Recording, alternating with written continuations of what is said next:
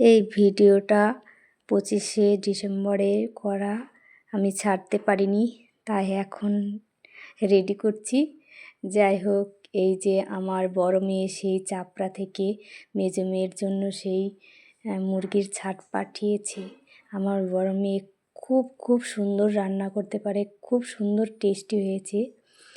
আর ওইখানে বড়দিনের মেলা হয়, ওইখান থেকে বাঁশকড়া চপ, তারপরে মথুরা কেক এইসব পাঠিয়ে দিয়েছে।